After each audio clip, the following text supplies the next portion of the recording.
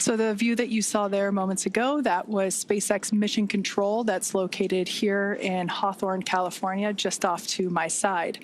That is where our teams monitor Dragon, checking in on all of its systems to help make sure that the crew has a safe journey. Our team there in Mission Control will be following their progress all along the way. You can see operators there on console or on headset, and there are 6 key positions who are monitoring the health of the vehicle and the crew. The mission director, responsible for mission success, is in charge of the room.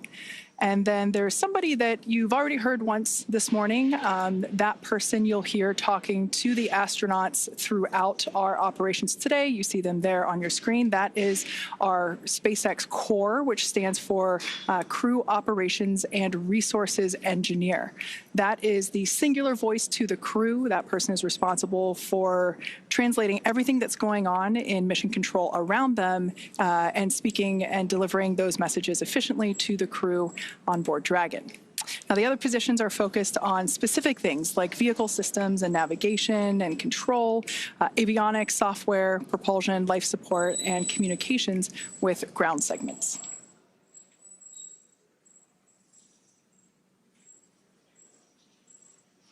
And as I mentioned earlier, there will be a number of opportunities for us to hear from the SpaceX Core.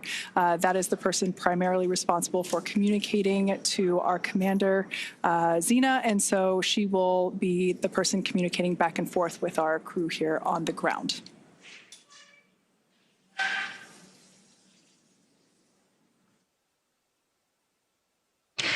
Mission Control Houston, on the right side of your screen, is staffed 24 hours a day, 7 days a week, 365 days a year. Currently, in the center of your screen, you see Michael Ellsworth. He is serving as the Capcom. He is very similar to the core, like you have in Mission Control at SpaceX, dedicated to talk to the crew members to streamline the communication, and that keeps the astronauts from needing multiple conversations on different subjects. Again, that stands for Capsule Communicator, but he is not talking with the Dragon spacecraft. This Capcom is speaking with the astronauts living aboard the International Space Station.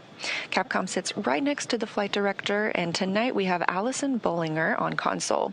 The flight director gathers info and data from all flight controllers. There you see Allison in the screen.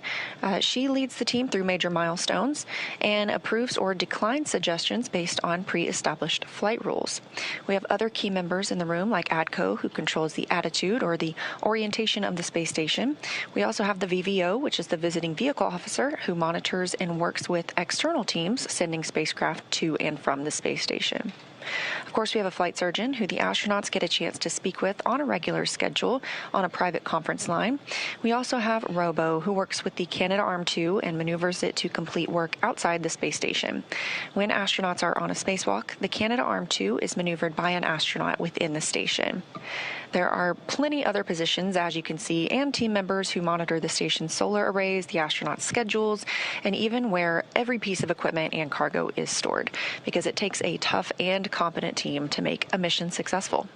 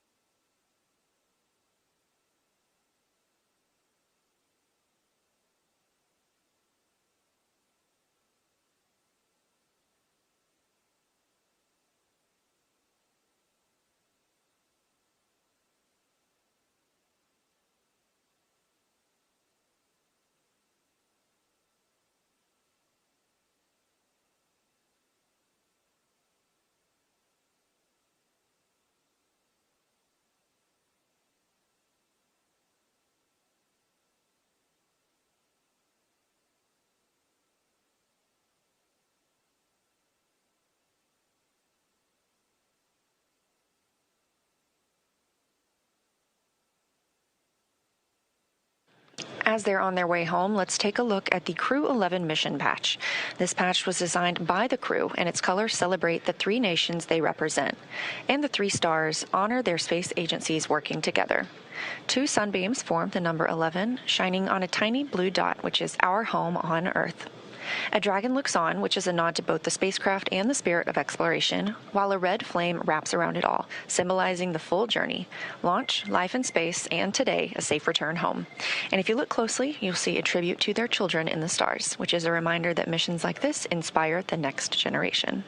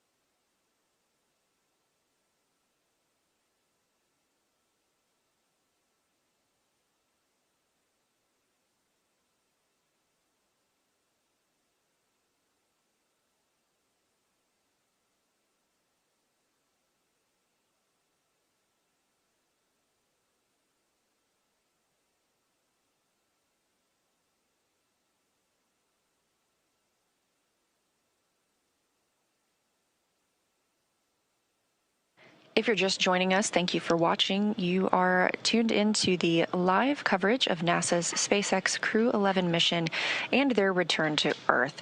Again, we are expecting their splashdown at approximately 3:41 a.m. Eastern Time, but the next major milestone we're standing by for is the deorbit burn. That's at 2:51 a.m. Eastern Time.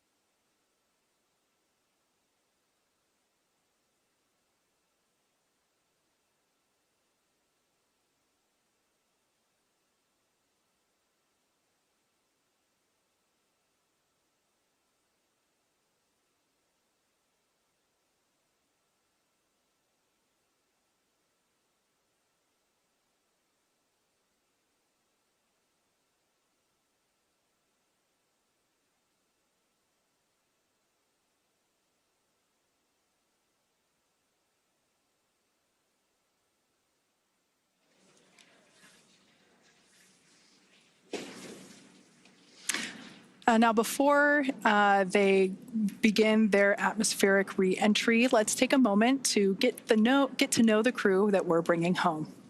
NASA astronaut Zena Cardman is commanding Crew 11. She was born in Urbana, Illinois, but calls Williamsburg, Virginia, her hometown.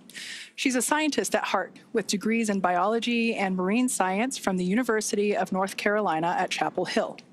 Before joining NASA, Zena did field work in some of the most extreme environments on Earth, including Antarctica, the Canadian high Arctic, and volcanic terrain in Idaho and Hawaii.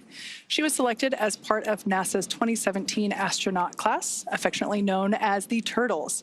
Zena was originally assigned to Crew 9, but was later reassigned to command Crew 11 to support changes in station operations. And when she's not training for spaceflight, she enjoys rock climbing, writing poetry, and powerlifting.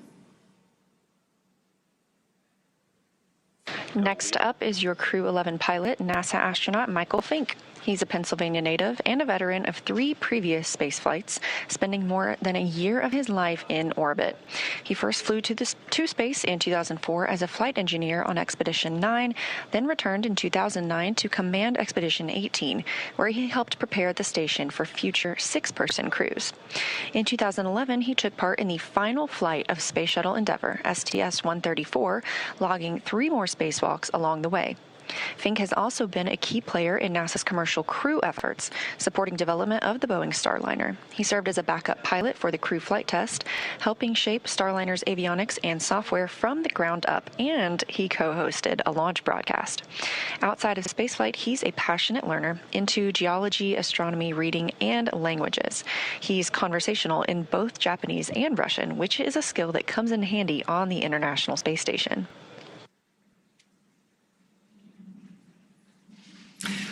And your Mission Specialist 1 for Crew 11 is Kimiya Yui, representing the Japan Aerospace Exploration Agency, or JAXA. A former test pilot and Air Force officer, Yui graduated from Japan's National Defense Academy in 1992 and rose to the rank of lieutenant colonel in the Japanese Air Self-Defense Force. He was selected as a JAXA astronaut in 2009 and made his first trip to space in 2015, spending 142 days aboard the International Space Station as part of Expeditions 44 and 45. During that mission, he made history as the first Japanese astronaut to capture JAXA's H-2 transfer vehicle, a crucial piece of cargo hardware. He also helped build out a new experimental module inside Kibo, Japan's laboratory on station, and carried out Dragon SpaceX, 5 minutes to deorbit sequence start.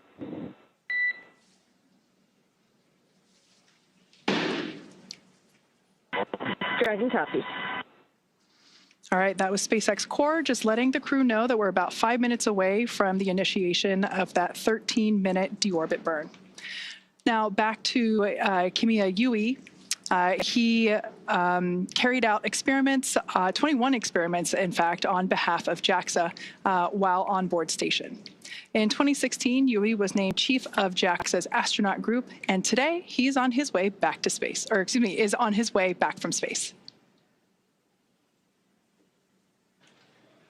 And rounding out the crew, we have mission specialist Oleg Platonov, a cosmonaut from Roscosmos, Russia's space agency, and a graduate of the Krasnodar Higher Military Aviation School of Pilots, where he earned a degree in engineering and the rank of lieutenant.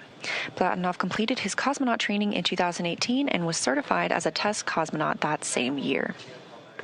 His flight to the International Space Station was launched last year, continuing our chapter in international collaboration. He's married and has 1 child, and Crew 11 was his first journey to space. Again, we are standing by for the deorbit burn, which will bring Crew 11 home, again, splashing off the coast of California approximately 1 hour from now. That's 3:41 a.m. Eastern Time.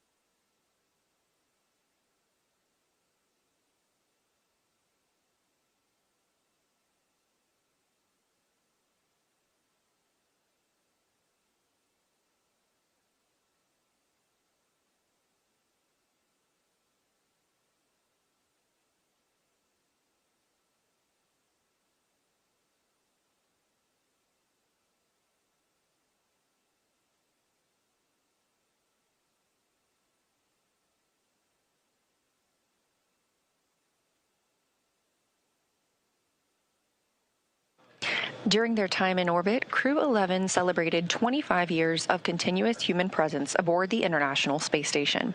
During that time, our unique microgravity laboratory has hosted more than 4,000 experiments from over 5,000 researchers in more than 110 countries, all to help us build the road to the Moon and Mars and understand our universe while helping humanity on Earth.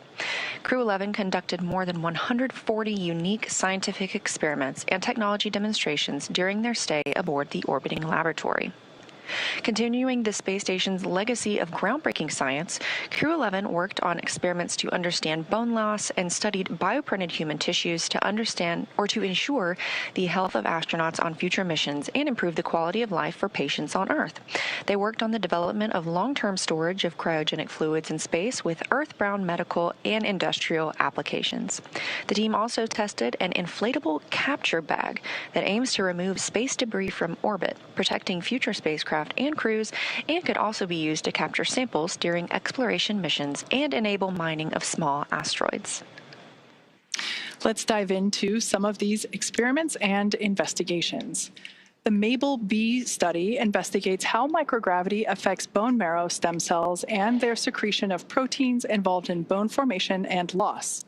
Researchers aim to determine whether blocking a bone loss pathway could help prevent that bone loss.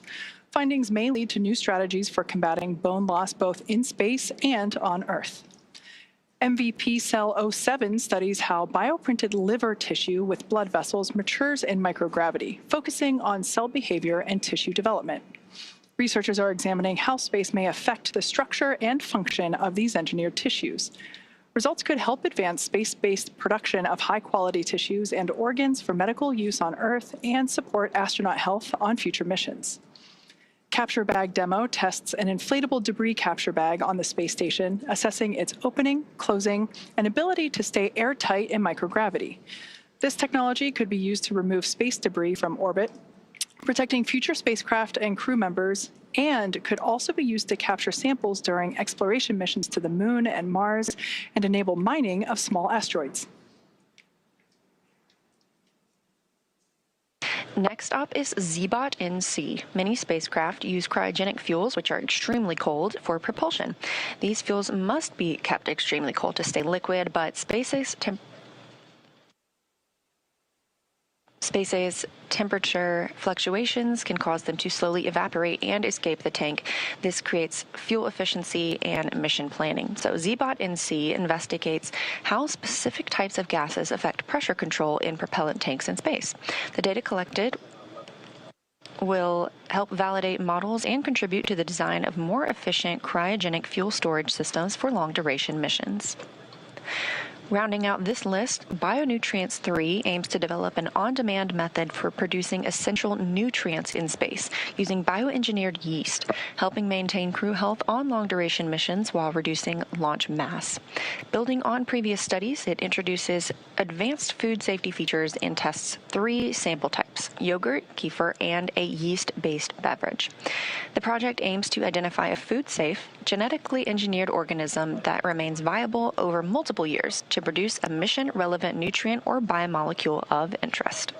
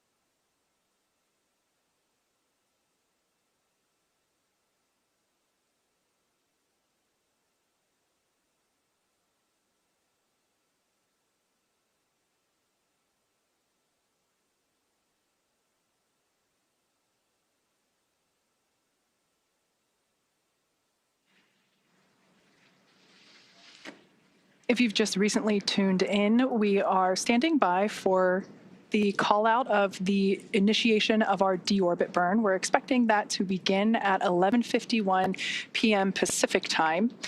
This is a 13.5-minute long burn that positions Dragon for its atmospheric reentry and splashdown off the coast of San Diego. So like I mentioned, we are standing by. That should be coming here in just a couple of minutes as we expect that to initiate at 11:51 p.m. Pacific time.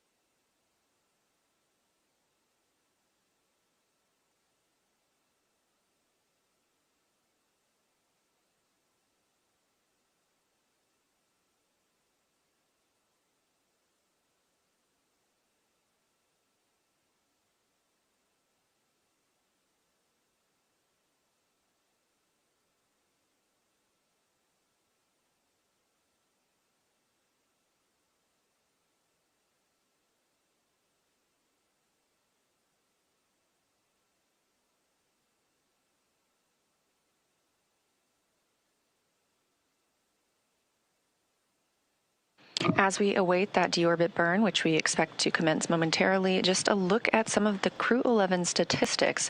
Their mission will last 167 days by the time they splash down, with 165 days spent on the space station. That means they traveled 2,672 orbits of Earth, which is over 70,856,752 statute miles. We're hearing about 30 seconds until that deorbit burn start. During their time in space, this crew saw a total of 5 arriving vehicles and the departure of 3 vehicles.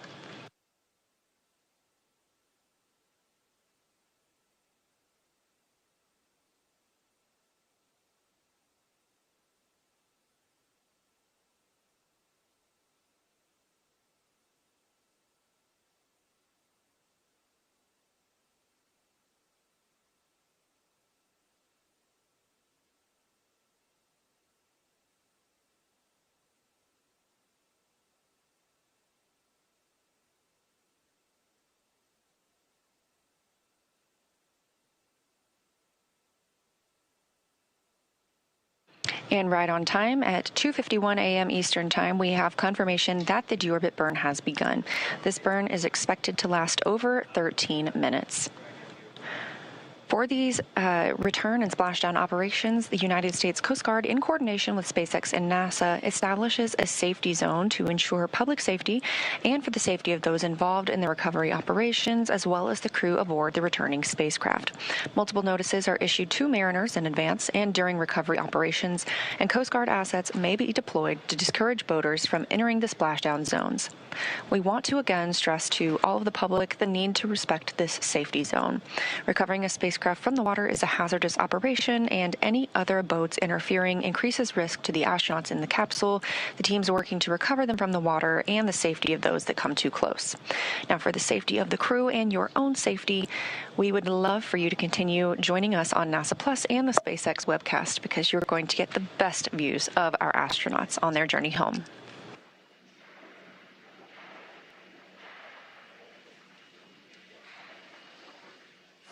Like Leah said, the best views will be coming to you here on our webcast. However, if you are in the Los Angeles area, the San Diego area there in Southern California, I do encourage you to step outside about 12:30 a.m. as you might be able to see the spacecraft actually re-entering on its way there back to the Splashdown site. And if you're lucky, you might even hear a sonic boom. Now, as always, NASA and SpaceX jointly select our splashdown location, and for today, the primary recovery site is there off of the coast of San Diego. The selection process works with a lot of different variables, including the space station's orbital trajectory, what landing sites are available and have favorable weather, how much free flight capability that Dragon has for the trip home, and of course, the sleep schedule for the returning crew members. We'll start with calculating daily return options based off of the space station's current orbit and Dragon's capabilities to maneuver and line up for re-entry. The time from undock to landing at the primary site can vary from less than 6 hours to more than 39. For Crew 11 this evening, their journey is going to be about 10.5 hours in total. Of course, getting home the quickest comes with some obvious benefits, but we always have to make sure that the crew is properly rested for all these dynamic operations. And of course, that would prevent us from scheduling 20-plus hour days for them. Trajectory and ballistics experts provide the daily opportunities that would line up with the Dragon as it's coming back to the landing zones. And then we split them into what we call ascending and descending opportunities.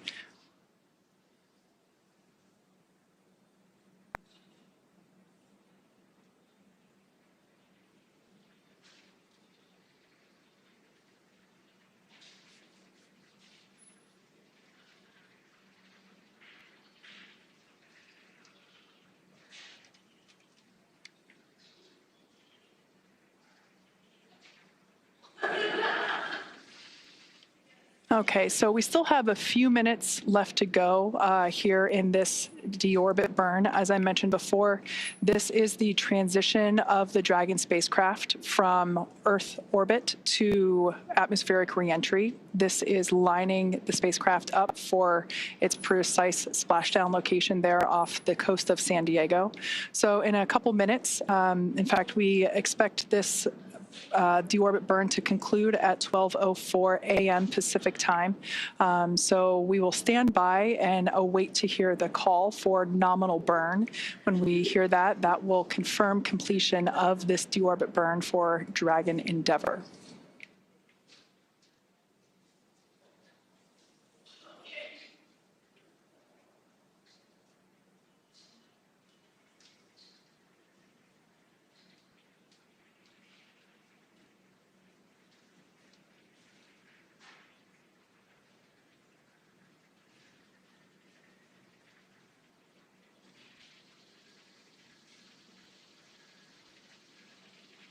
As I mentioned earlier, we will hear primarily the SpaceX core or the crew operations and resource engineer.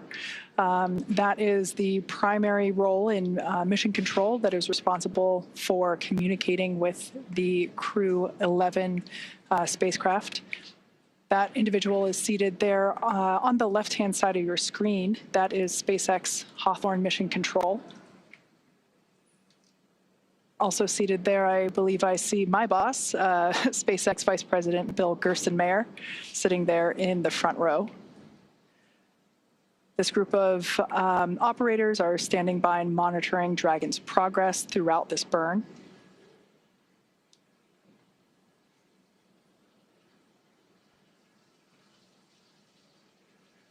Now, this particular maneuver that Dragon Endeavour is performing, this deorbit burn, is utilizing the 4 forward Draco thrusters.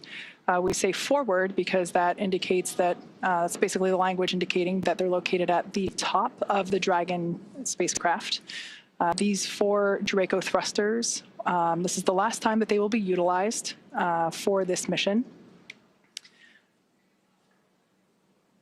This deorbit burn will last for a total of about 13.5 minutes.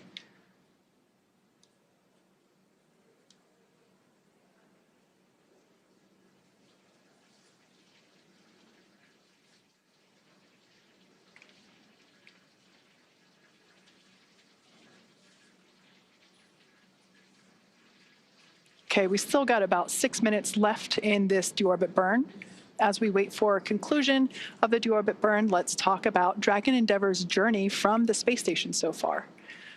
Shortly after its separation, Dragon used its Draco thrusters to move away from the station in a series of carefully choreographed maneuvers, or departure burns, and those were done to increase the distance between the spacecraft and the space station. Dragon also executed a phasing burn to lower its orbit and line the spacecraft up with its landing location.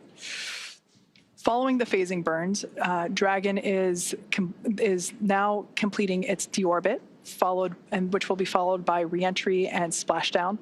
During the deorbit sequence, several things will happen, including trunk separation, closure of the nose cone, as well as deployment of the drogue and main parachutes, ultimately followed by splashdown.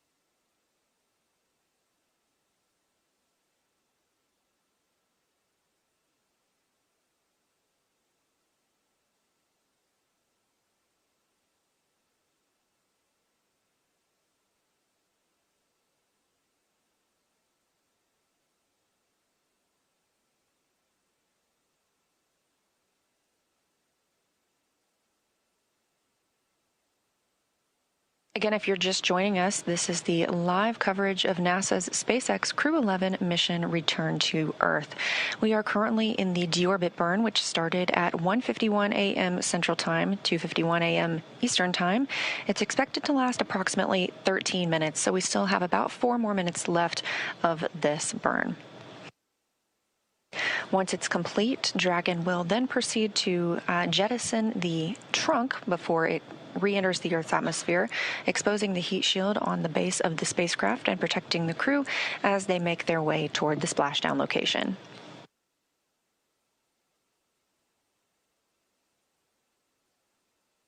And we are anticipating splashdown at 3:41 a.m. Eastern, 2:41 a.m. Central Time off the coast of California.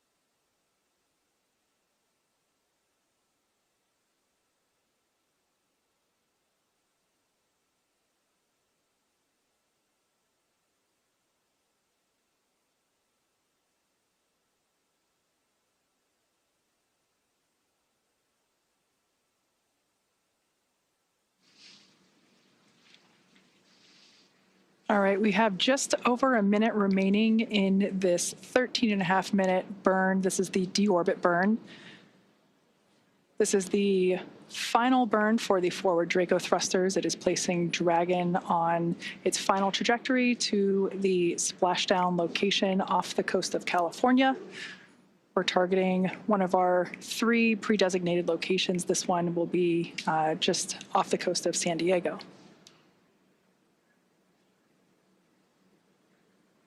Shortly after the burn concludes, we should hear a call out indicating that the burn was nominal. This would be good news and letting us know that we are continuing with progression of our milestones.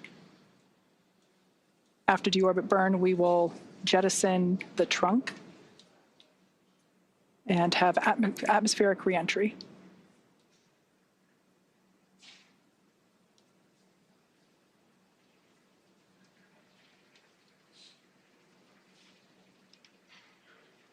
All right, so there's about 10 seconds left in this burn, so we're going to stand by and listen for that call out.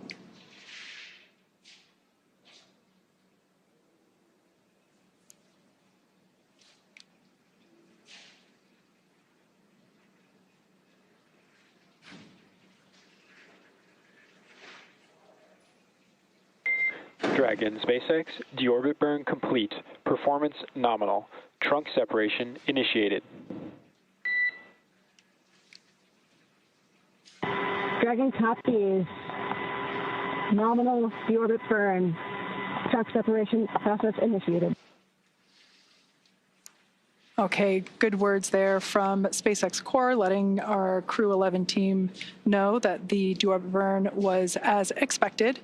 Now, to prepare for these upcoming events, Dragon is currently doing a couple of things autonomously, such as isolating the thermal control system fluid loops from the radiator. This system is what will help keep the internal temperature of Dragon comfortable during the crew's reentry. Dragon is also initiating separation of the claw mechanism, which will terminate all data, power, and fluid connections between the spacecraft and the trunk, and that is all done in preparation for trunk separation. Nominal trunk jettison. Dragon copies.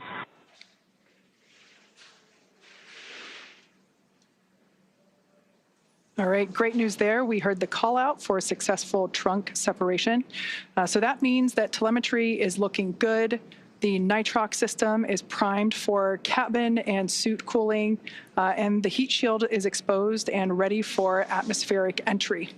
Now, since we separated the trunk, we are no longer able to generate any new power, but we don't need to since we're coming on home and Dragon has more than enough battery power already stored. So the next milestone that we have coming up is nose cone closure. We expect that at approximately 12:09 a.m., so here in about 3 minutes. The nose cone is at the top of the spacecraft, and it is the structure that protects the docking system as well as the guidance, navigation, and control system. We'll be using 12 hooks to lock and secure the nose cone prior to its atmospheric entry.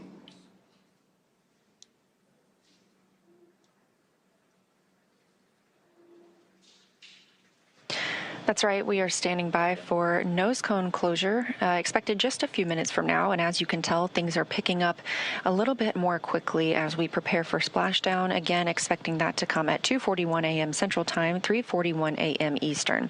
So right now, Dragon is inhibiting those forward bulkhead Draco thrusters. We just used those to complete the deorbit burn, meaning they will not fire again, and ensuring it's safe to latch the nose cone for reentry. The vehicle has, we are also anticipating it to initiate the nitrox suit purge. This helps keep our crew members, Zena Cardman, Mike Fink, Kim Yayui, and Oleg Platonov, cool and comfortable during reentry, which we're expecting in about 20 minutes. At this point, the nose cone, we are standing by for that closure to begin, protecting that forward hatch for reentry. And the crew will be able to use their screens to monitor the locking of the nose cone, which is done by that set of hooks. Underneath the nose cone is also the hatch that the crew members use to ingress and egress, also known as enter and exit the International Space Station while the spacecraft was docked. Now, once they splash down, they'll be using the side hatch to exit the spacecraft and onto the recovery ship. That side hatch is what they used to enter Dragon back in August when they launched to the space station.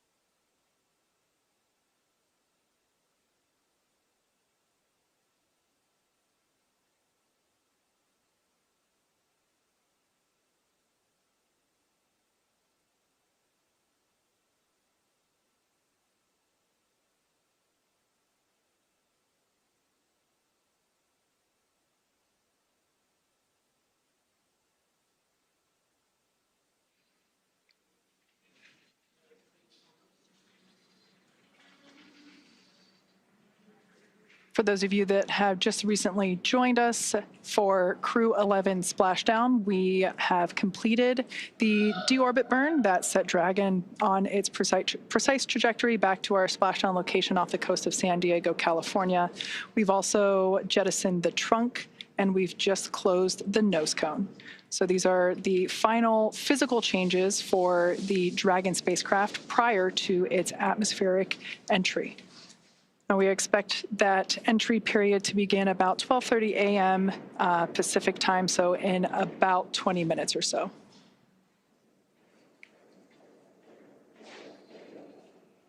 We also expect the crew to receive their final entry briefing.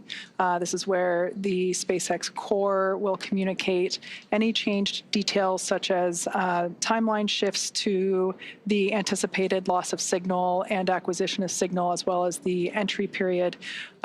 We should also find out what the wave height and wind speed is there at the splashdown location. But when I was coming into work this evening, I did see some stars outside, so hopefully that's a good indication that we've got some smooth seas out there awaiting the crew.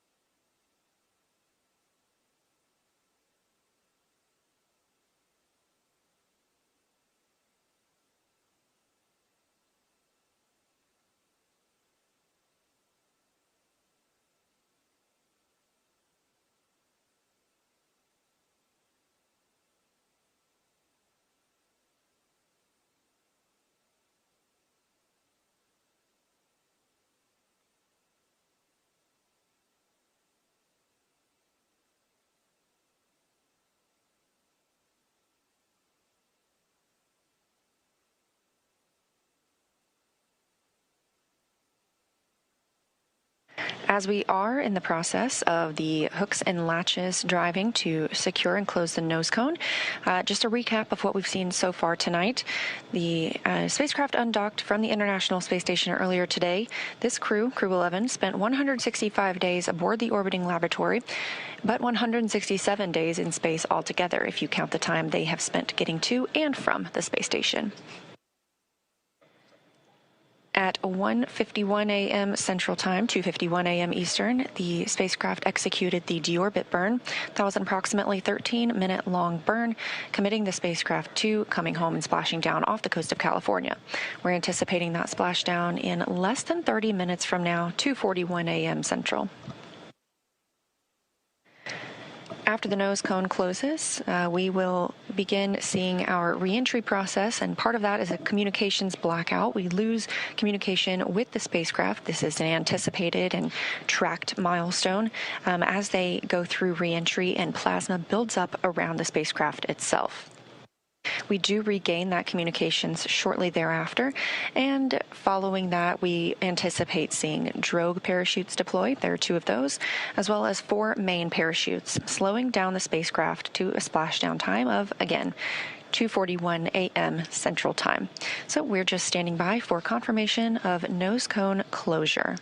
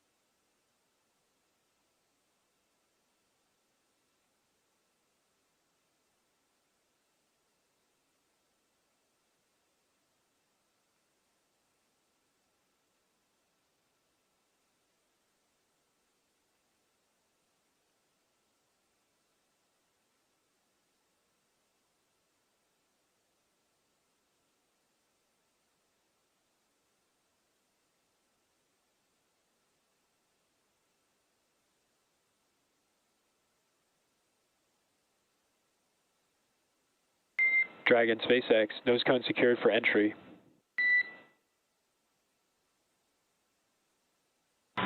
Dragon.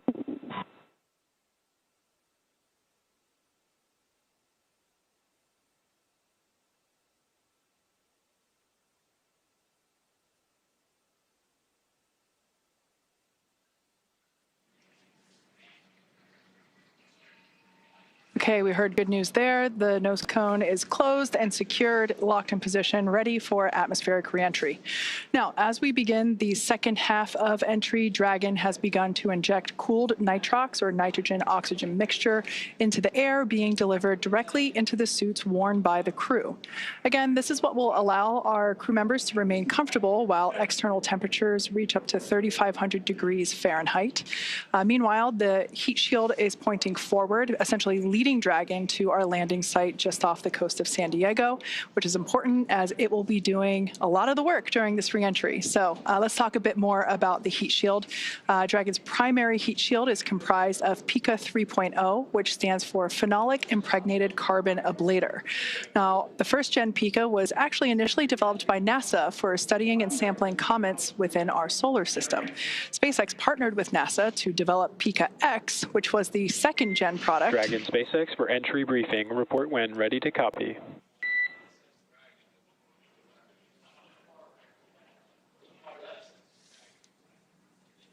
Ready to copy. Okay, starting with timeline. We're completely on time for the previously briefed timeline.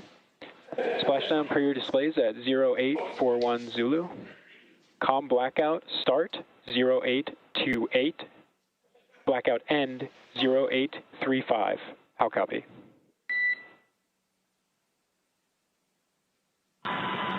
Copy. We are on time for 0841 splashdown per the timeline. COM blackout start 0828.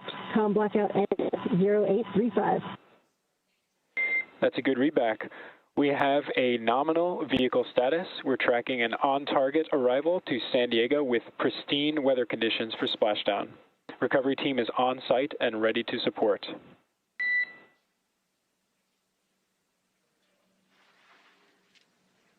Dragon copies. Nominal vehicle, excellent weather, and teams are ready to support. And with that, please report when tablets are secure, restraints are tightened, and visors are down.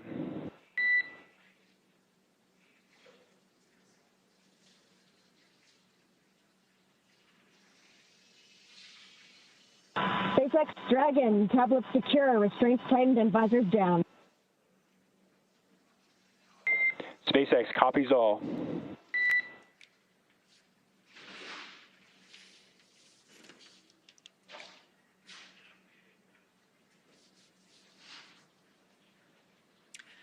All right, so as expected, that was our entry brief to the crew, letting them know that there were actually no updates to the anticipated timeline this morning. So that's great news. Everything is looking well on timed with our anticipated timeline. So as we mentioned before, we expect our anticipated loss of signal to occur around 12:28 a.m. Pacific. So in just about 8 minutes from now, we will have, we anticipate that signal to be regained or anticipate that signal to be acquired again at 12:35 a.m.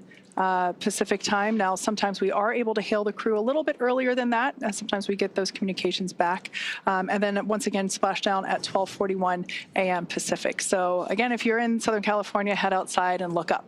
Now, let's get back to talking a little bit about the heat shield. As you know, we're talking about this signal loss, and that's due to part of what's going on with that heat shield. So SpaceX partnered with NASA to develop the second generation heat shield product, and that was actually used on all of the Dragon 1 CRS missions that resupplied the space station on 20 missions. Then fast forwarding to PICA 3.0, that was developed specifically for use on Dragon 2 crew and cargo with enhanced structural and thermal properties that optimized the heat shield and drove down cost and mass. So the remainder of Dragon is composed primarily of a SpaceX proprietary ablative material. That's another class of thermal protection, which is lighter weight versus PICA and protects the underlying composite structure during the reentry phase, and that's to ensure the structural capabilities of the spacecraft are maintained. Now, while Dragon will experience temperatures over 3,500 degrees Fahrenheit peak during those peak reentry conditions, the characteristics of the thermal protection systems, or TPS as you hear it called, coupled with the environmental control and life support, or Egress, that system pressurized will be pressurizing the interior, and all of those combined will ensure that the crew will stay cool and comfortable during all phases of reentry through splashdown.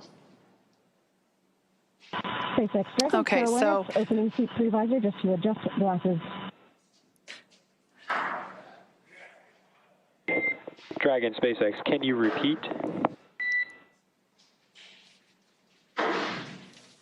Temporarily opening seat 3 visor to adjust glasses.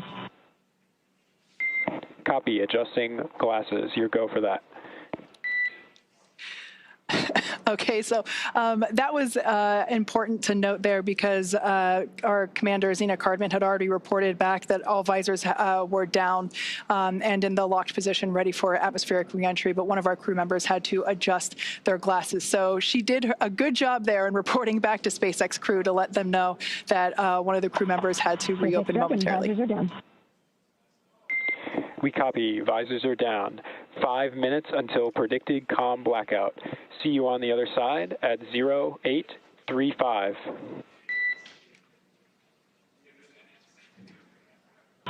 Copy 0835. Talk to you soon.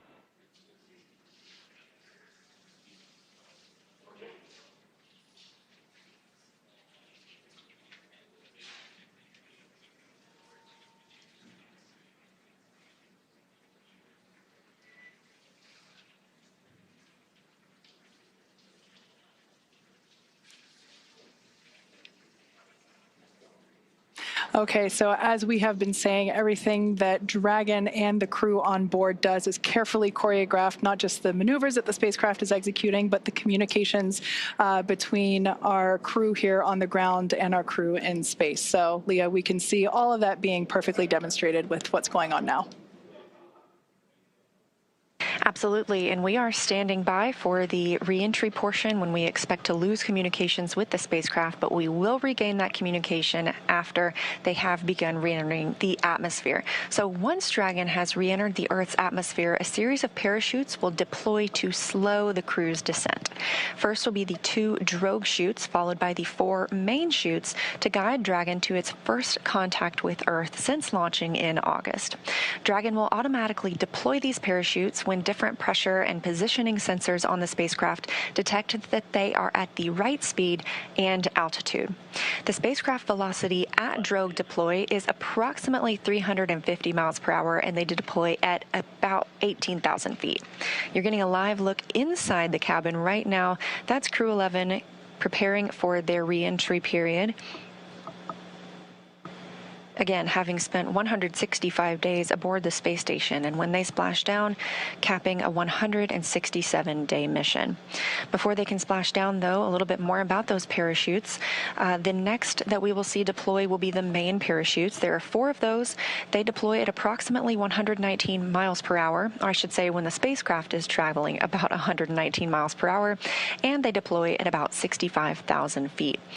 And at splashdown, Dragon is traveling approximately 16 miles per hour, which is a pretty good deceleration from the about 17,500 miles per hour that they were traveling while in Earth orbit with the International Space Station.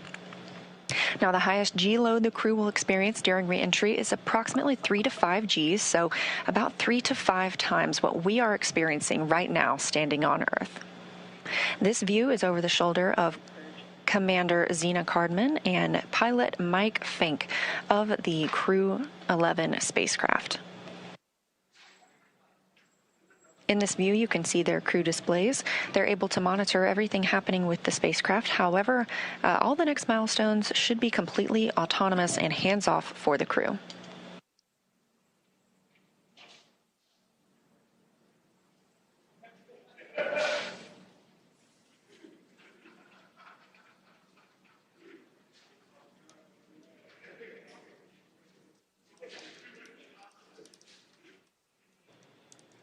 And we can preview the fact.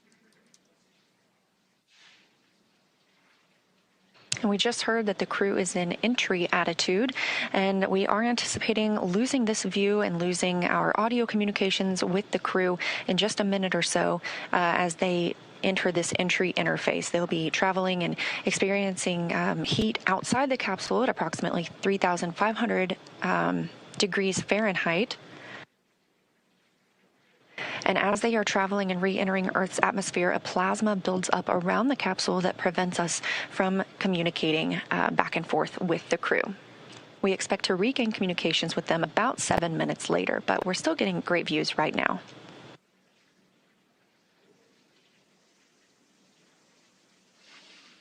I love this view over their shoulders because you can see what our pilot and commander can see. They're continuing to follow along with Dragon's progress. As Leah mentioned, we have designed the spacecraft to be completely autonomous. Dragon is flying itself, so they are able to monitor along with everything that's going on. I also want to momentarily point out on the bottom of your screen there, you have some graphical interfaces there that represent the speed and the altitude. And it looks like we've lost our views there as that, we are now entering the period of anticipated loss of signal. This is where, as Leah mentioned, the plasma is beginning to build up on the exterior of the capsule as we expect. This happens with every spacecraft reentry for Dragon, and so this lasts just a few minutes.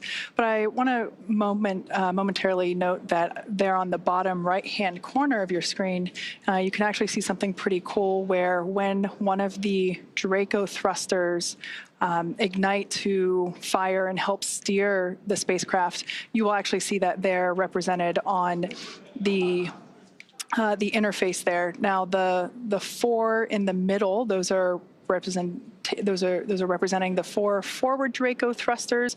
We won't see those ignite at all because those were last utilized in the 13-minute deorbit burn that we completed earlier.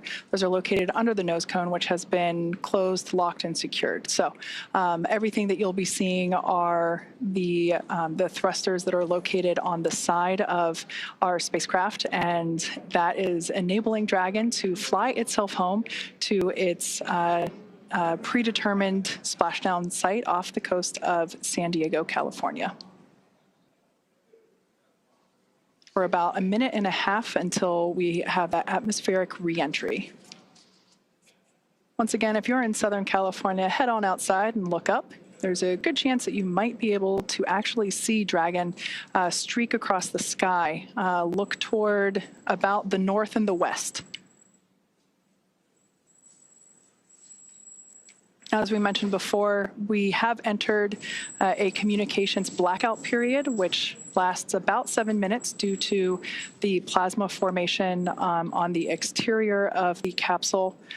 We've got about 5 minutes remaining until we believe we can acquire that signal again.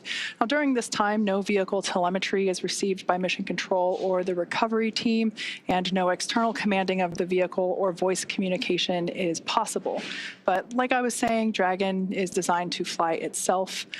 During this reentry, the vehicle will be slowing down from its orbital velocity of about 17,500 miles per hour, and it's slowing down. The atmosphere is really doing a lot of the work in conjunction with that heat shield to dispel that velocity.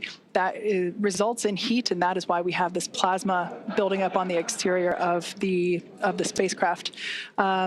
It'll slow down to about 350 miles per hour, thanks to the heat shield and the atmosphere. And so at that point, we'll deploy the drogue parachutes. But during reentry, the top temperature that Dragon experiences will be about 3,500 degrees Fahrenheit. So pretty warm on the outside, but there is cool nitrox air being flowed through the suits that each crew member is wearing. So we ensure that they remain comfortable during this brief journey through the atmosphere.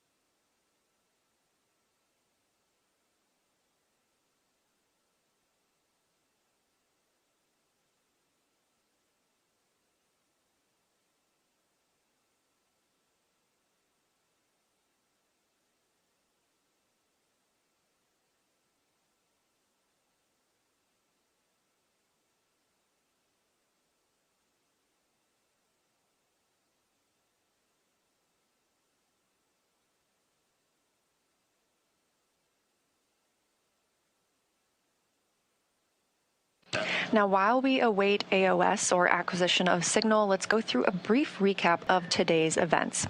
Hatch closure took place at 2:29 p.m. Central Time after all 4 crew members floated into Dragon for their ride home. They took time to configure the spacecraft cabin, put on their suits, and get seated ahead of undocking, which occurred at 4:20 p.m. Central. Dragon's departure burns helped move it out of the keep-out sphere and approach ellipsoid, which are both invisible boundaries we monitor around the space station. Since then, we completed the deorbit burn at 1:51. Oh, and you're getting your first views of Reentry. This is live, and if you're in California, you can go see this with your own eyes. This is Crew 11 re-entering after 167 days in space.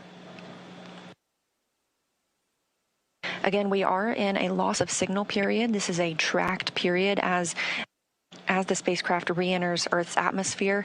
We anticipate regaining signal with Crew 11 momentarily, and when the spacecraft reaches an altitude of 18,000 feet above Earth, 2 drogue chutes will deploy to slow it down ahead of the 4 main parachutes deploying at 6,000 feet in altitude.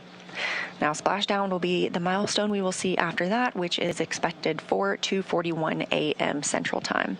So again, we're standing by for acquisition of signal and continued communication with Crew 11, expecting that just a few minutes from now.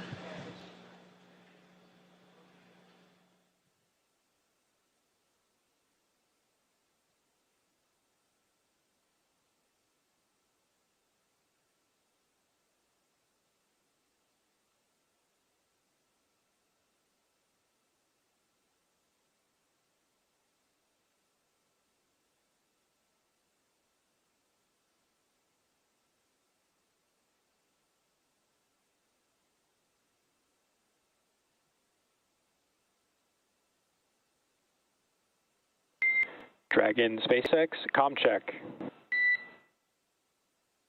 SpaceX Dragon, loud and clear. We have you the same, loud and clear. Expect automated chute deployment. Copy, automated chute deploy expected.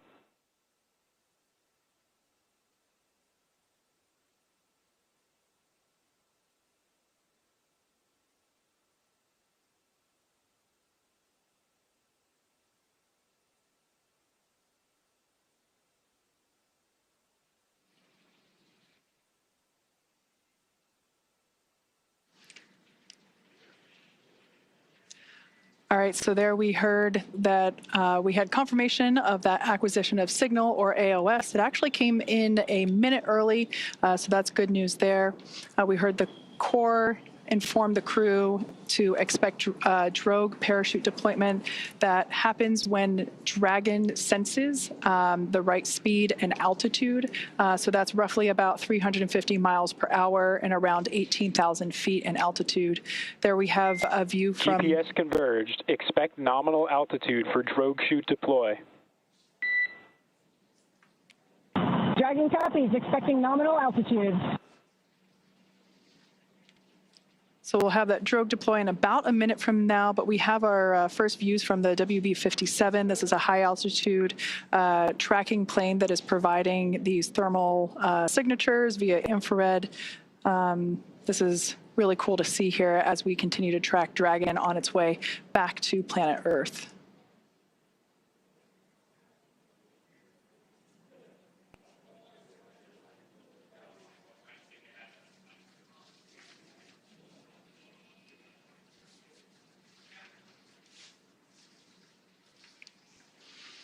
So momentarily, we expect for visual and... Brace for drogue window. Drogue brace.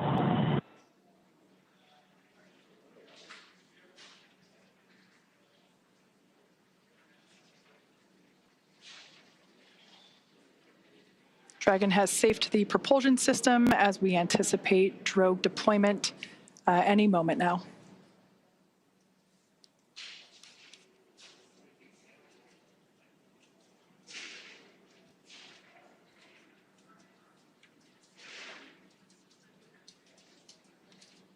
Drogue parachutes are utilized to stabilize and decelerate the vehicle further prior to deployment of the main parachutes.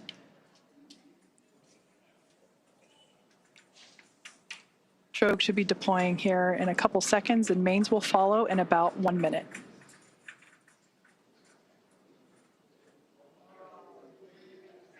There we have visual confirmation of drogue deploy. Visual, 2 healthy drogues. Kind of a cool shot. Copies. I think we had the recovery vessel in the background there just momentarily. Main parachutes deploying in about 20 seconds.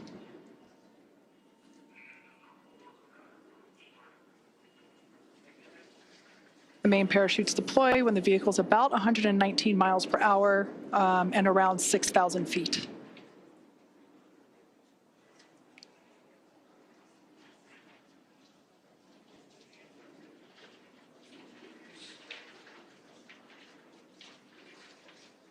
There we can see visual confirmation of deployment of the 4 mains. Visual, 4 healthy mains.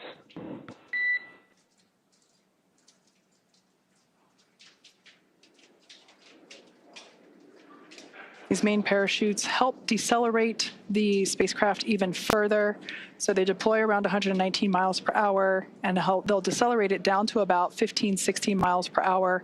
And that will be the speed in which the spacecraft is traveling upon splashdown. Once again, we're anticipating splashdown at 12:41 a.m. Meters. Copy, 1,000. We'll now begin to hear Crew 11 Commander Zena Cardman call out the altitude from her seat there in Dragon Endeavour.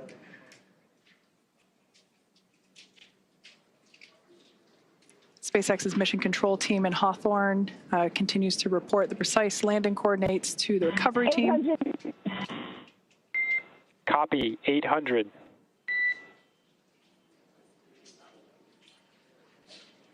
Those main parachutes now fully reefed or inflated.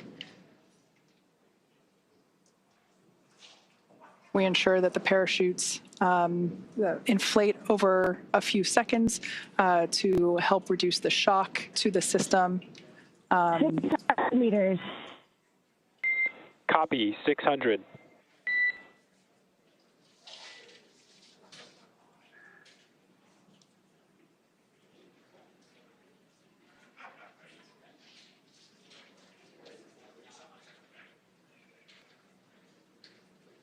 All around great views of Dragon Endeavour as it continues its way back to Earth.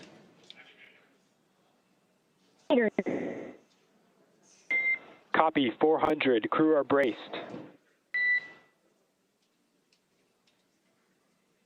Standing by for splashdown.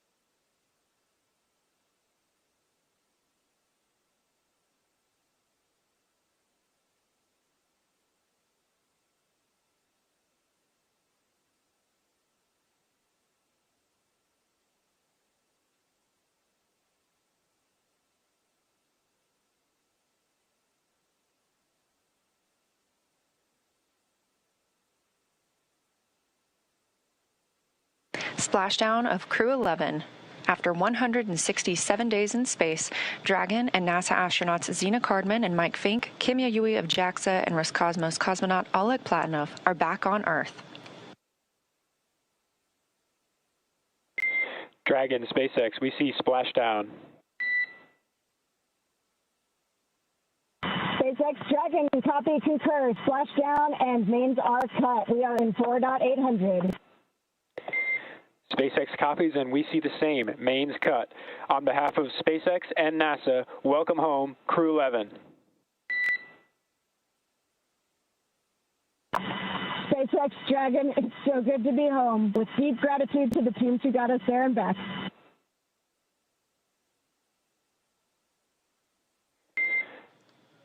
vehicle safety verifications in progress. We'll report back when recovery personnel are en route. Dragon copies.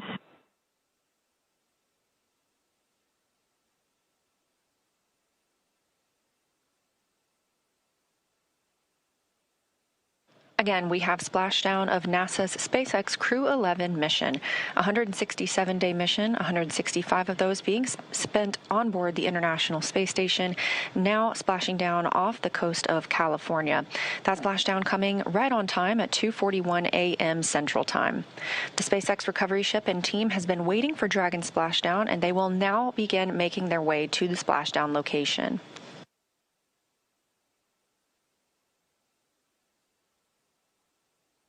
It looks like we even have a couple of visitors around the spacecraft. If you look very closely, you might even see some dolphins.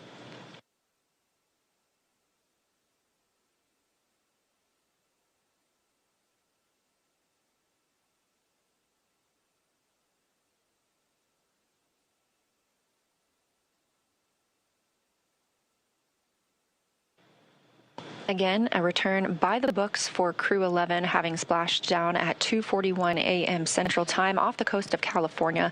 We will now begin moving into the recovery process. We'll see the boats begin to approach and inspect the spacecraft by checking for hypergol and other ordnance checks. They will begin to rig the spacecraft and prepare it to be lifted on that recovery ship. And this is a great view of some of those boats that go out and check the spacecraft. They are going to be sniffing it, essentially, for these hazardous fuels that can linger once the spacecraft has re-entered Earth's atmosphere.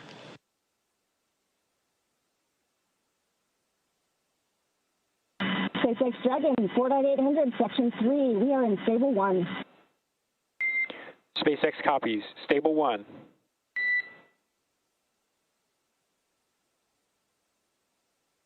That's the voice of NASA astronaut and commander of Crew 11, Zena Cardman, reporting back that they are working through their procedures and that the capsule is in Stable 1, which is the position that you see on your screen here, where it is upright in the water. This is just what we were hoping for. And again, it's been a completely nominal and by-the-books return for the crew today.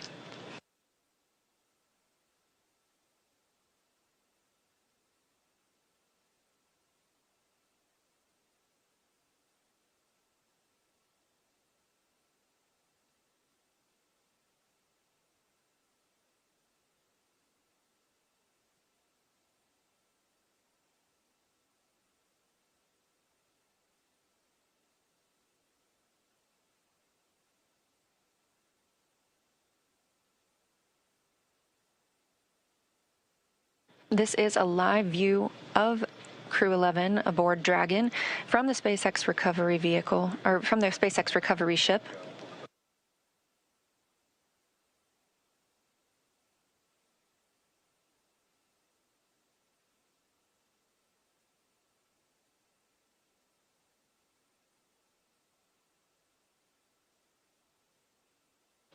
And this day for the crew started about 10.5 hours ago when they undocked from the International Space Station.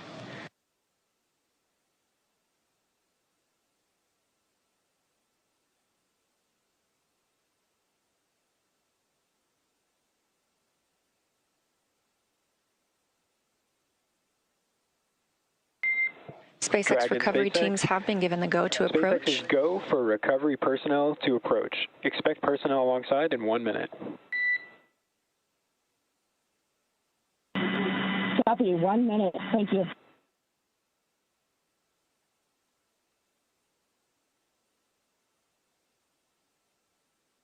And you just heard that call out from the Corps in Hawthorne, California, to the crew aboard Dragon, that the SpaceX personnel who have been in the general vicinity of Dragon's anticipated splashdown location now have the go to approach the spacecraft and begin that recovery process.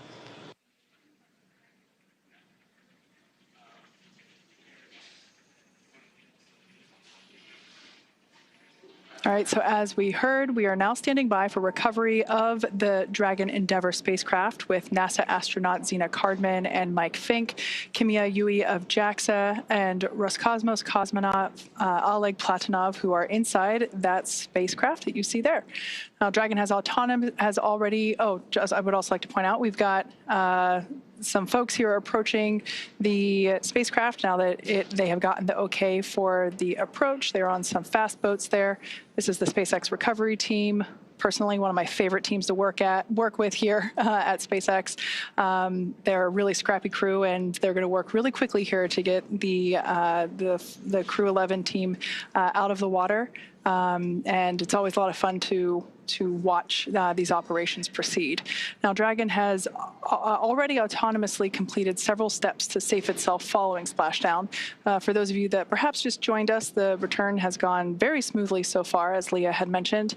The Dragon successfully splashed down off the coast of San Diego, California at 12:41 a.m. Pacific time, 3:41 a.m. Eastern time. Approximately 10.5 hours prior to splashdown, Dragon autonomously undocked from the International Space Station, completed a series of departure burns, jettisoned its trunk section, and performed its final burn, which was the deorbit burn, and that placed itself on a trajectory toward Southern California, specifically off the coast of San Diego.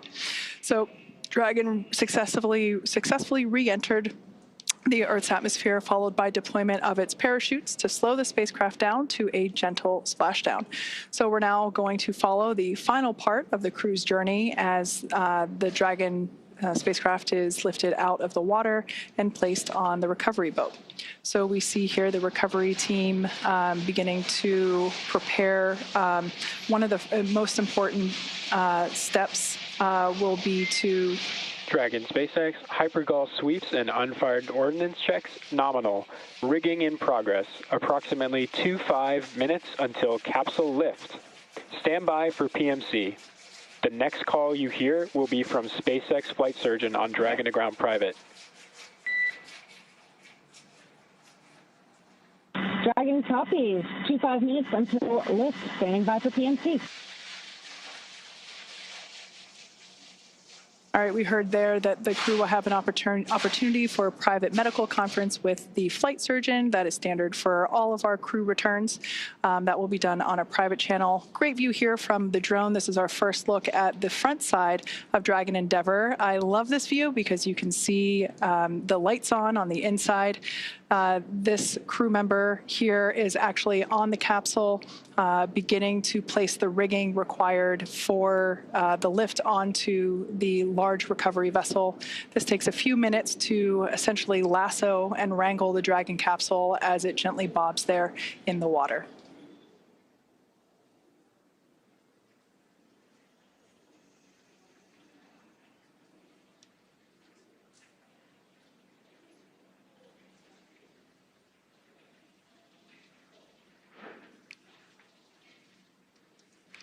Not in the picture, there is another fast boat that is recovering the parachutes from the water. Those were automatically cut or released from Dragon upon splashdown, and we retrieved those from the water. This fast boat here is helping to assist the rigging of the required straps and equipment for the spacecraft recovery.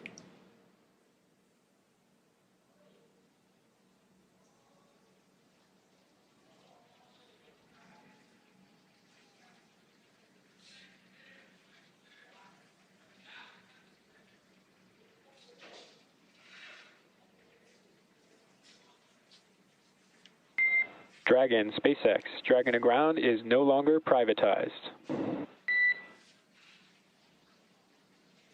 Dragon copies.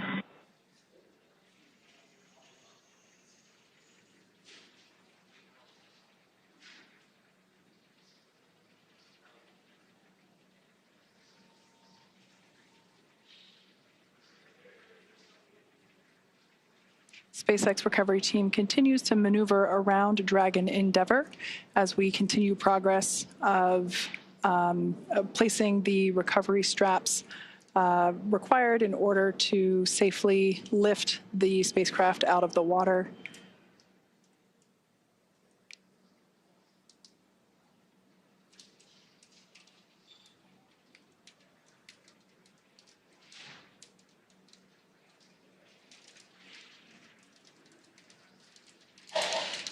Something we heard called out earlier prior to the closest approach that we see now was completion of the safety sweeps. That was just indicating that the recovery team performed the required checks to ensure that there weren't any unfired pyros, which are used to... Dragon, be advised, transitioning forward link. Comm will be unavailable for approximately 5 minutes.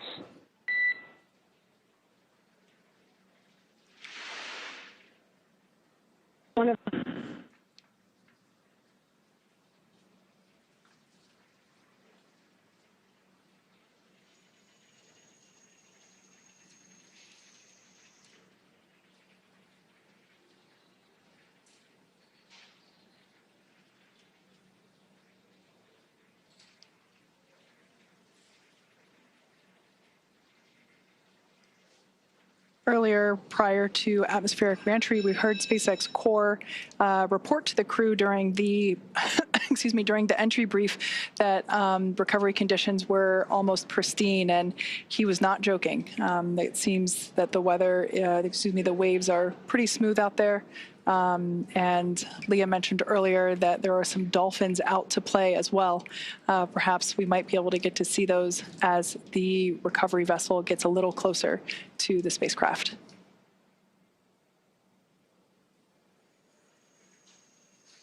On your screen now are our operators at SpaceX Mission Control. They continue to monitor Dragon Endeavour during these recovery operations, as well as communicate directly to the recovery team. Everything is carefully coordinated within our procedures, and here you see folks that are responsible for individual portions to ensure that everything is executed as planned.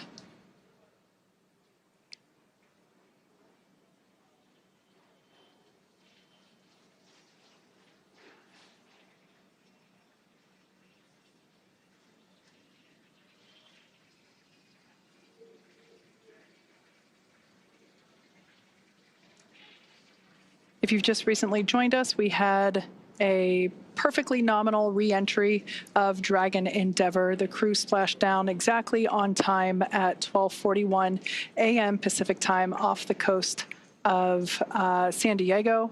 The recovery team has arrived at the splashdown location and are placing the required straps onto the Dragon spacecraft.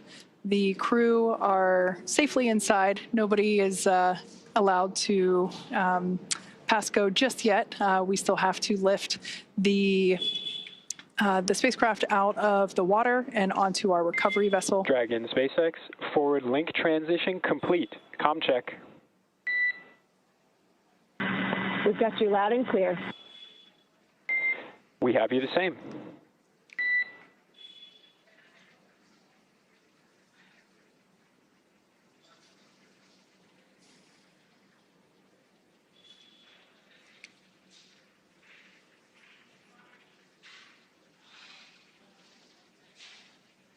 Hopefully we'll be able to bring those views of the recovery team back. But at this point, I can share that one member of the recovery team is still. Oh, there we can see our recovery vessel continuing to approach Dragon Endeavour there in its splashdown location. We still have one recovery team member working to apply the rigging to the capsule. You can see that work ongoing there. As we've seen, this involves climbing on top of the spacecraft itself to attach these hoist rings and connect the lifting lines. Overall, the progress tonight has been very smooth and very rapid. Depending on the sea state, it can take us a little bit longer, but things are really smooth this evening, and the recovery team is very efficient. It takes us less than an hour to raise Dragon onto the recovery vessel and remove the crew from the spacecraft. After initial medical checkouts, the crew will return to land within 4 hours by helicopter. So everything continuing to proceed as scheduled and as anticipated.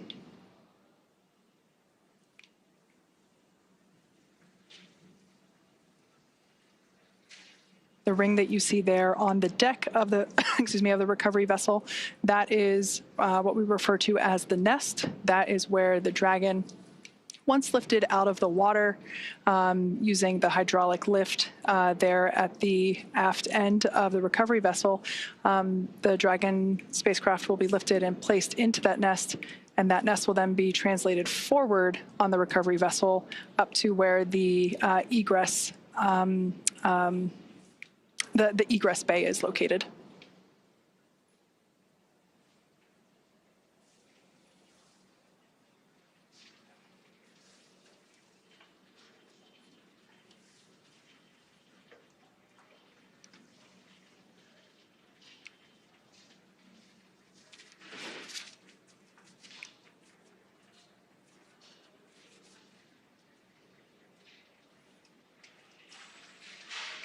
Yeah, so this is a great view there of the recovery team member that is responsible for placing the hoist straps and the rigging required to lift the the Dragon spacecraft out of the water, along with the recovery team members located in the fast boat, helping to provide the necessary light, as this is obviously a nighttime splashdown operation.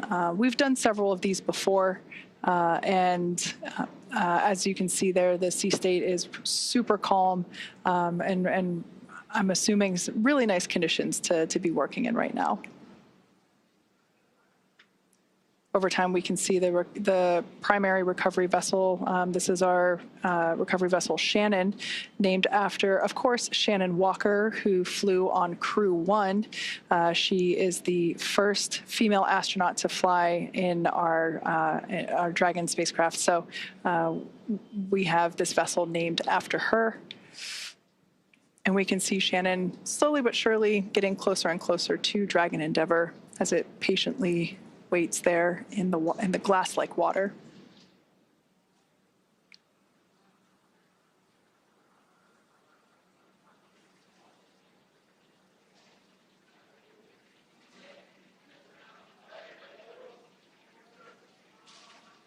Once all the required straps and rings are in place and the recovery vessel is in its location and everything is attached, we'll actually see that recovery team member jump off from the capsule and into the water. It's one of my favorite moments of the recovery process.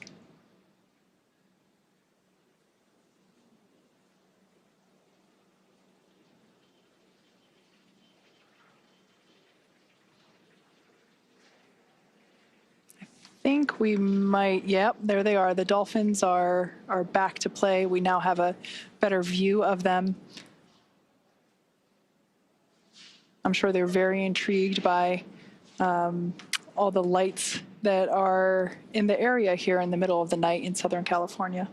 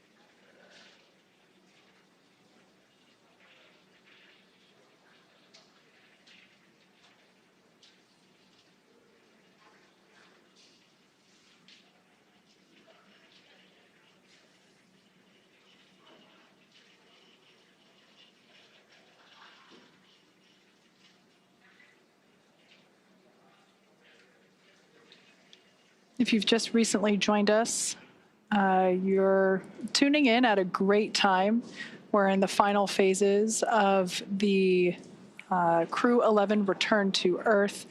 They had an on-time splashdown at 12:41 a.m. Pacific time, 3:41 a.m. Eastern time. And as you can see, recovery operations are proceeding very well. Everything is everything is going according to plan, or as we like to say around here, nominal. And we can see the recovery vessel continues to approach Dragon Endeavour, and the recovery team there on the vessel standing by as we await the hoist of the Dragon spacecraft onto the aft end of the vessel.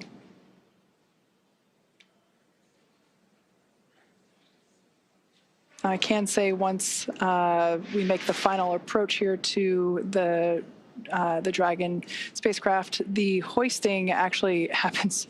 It always takes me by surprise just how fast it is, because you can't really see the full size of the hydraulic lift or hoist there at the aft end of the recovery vessel, but it's pretty big and pretty strong. So we're able to lift the spacecraft out of the water. We can see there that the lines, the guidelines are attached, and they're going to line everything up here for the final approach and ultimately the lift into the nest there located at the back of the vessel.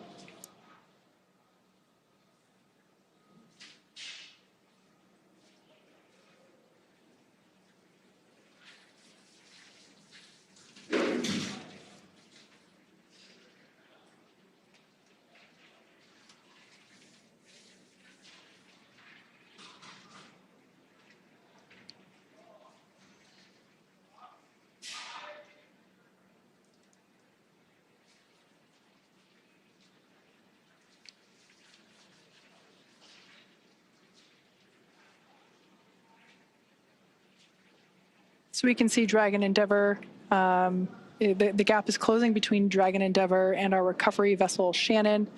Once again, we had an on-time splashdown off the coast of San Diego, California, that occurred at 12:41 a.m. Pacific time.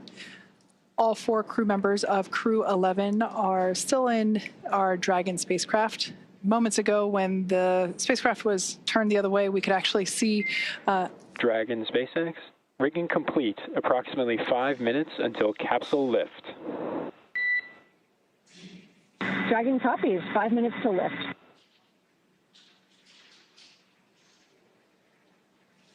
All right, good call out there. Just keeping the crew there inside Dragon Endeavour apprised of the timeline. While there are windows, it is a little hard to see exactly everything that's going on outside of those windows at this point, as there is quite a bit of action as we have been following along. We can see now that the hydraulic lift has been extended into the initial lifting position, and this is the mechanism that will bring Dragon out of the water and onto the nest there at the back of the recovery vessel. We'll also see the recovery team member. I think you can still, you can still see them there on the front. They're actually standing in the bay where the main parachutes are stored. That's quite a large bay. Now they're climbing up to the top, and shortly we'll see them make some final adjustments and a final graceful flying departure from Dragon Endeavour.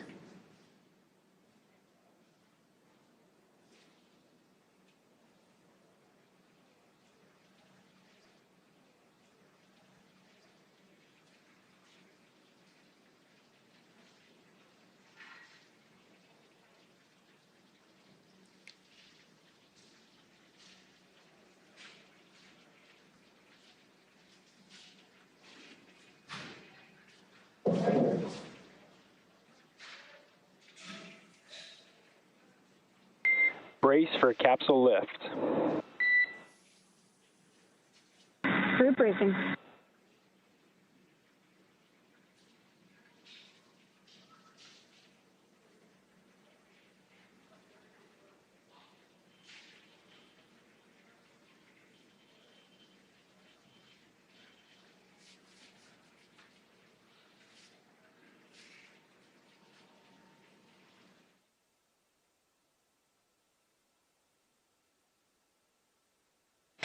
Now, as you can see, the recovery teams are preparing to lower the vessel's hydraulic lift mechanism, and that's going to bring the spacecraft into the on-deck translation system, also known as the nest.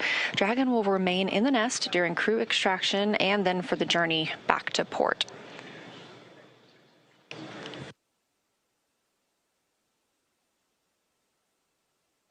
Again, all of this coming right after splashdown at 2:41 a.m. Central Time, right on time, and a really expedient recovery, partially thanks to the calm sea states and great weather that is out in the San Diego area right now, but also due to the swift and very well skilled and practiced efforts of the NASA and SpaceX recovery teams.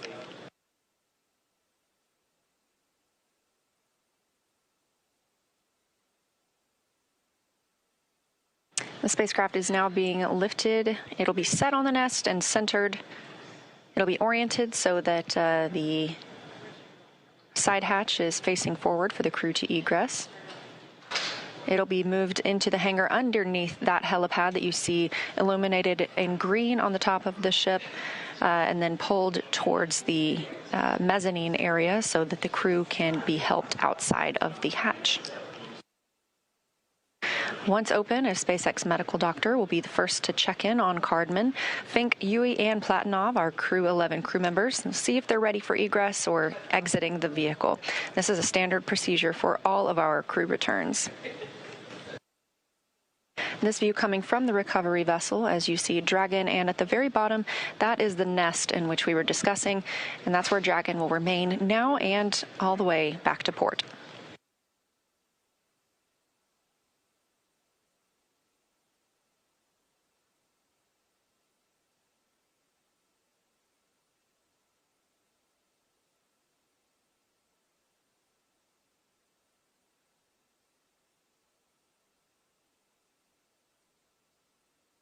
You can also see, facing forward, that is Dragon's side hatch we were discussing. This is the same hatch they used to enter the spacecraft on launch day in August. And of course, this is different from the top hatch. You can not see that because it's underneath the nose cone at the very top of the spacecraft. We've been following along all the way through deorbit burn and nose cone closure tonight. That top hatch underneath the nose cone is what the astronauts and cosmonaut used to enter and exit the International Space Station while Dragon was docked. So before we open this side hatch, the spacecraft's cabin pressure must be equalized with the outside environment. And of course, once that hatch is open, this will be the crew's first breath of fresh air back on Earth since boarding their spacecraft at the start of their journeys back in August.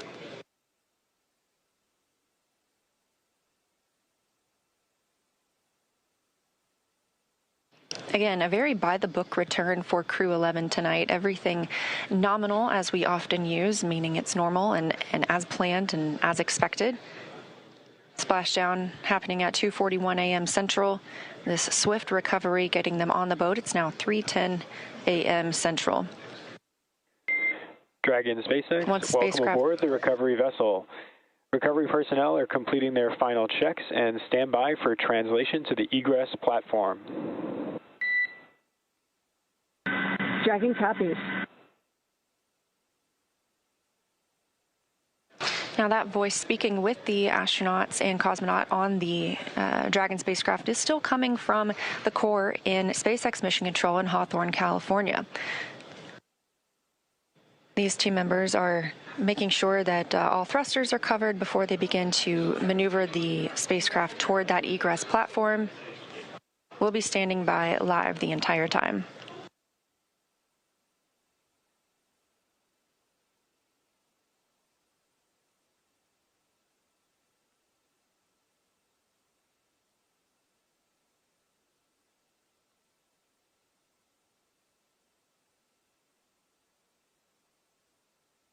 This is the sixth flight of this spacecraft. In all, Endeavour has flown 9 NASA astronauts, 3 visitors to the International Space Station, 2 Roscosmos cosmonauts, 1 retired NASA astronaut, 1 ESA astronaut, and an Emirati astronaut from the UAE to and from the International Space Station.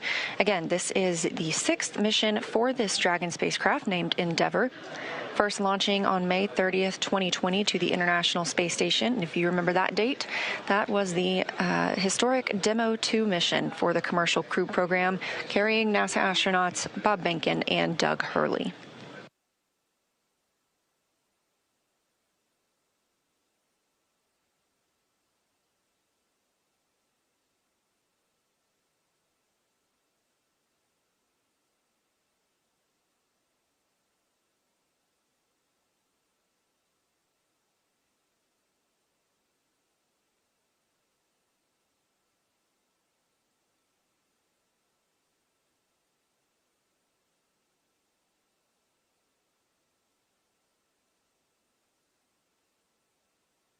What you're seeing here are SpaceX team members. They are preparing the vehicle to be moved to that egress platform, making sure everything is safe, that the rigging is properly attached.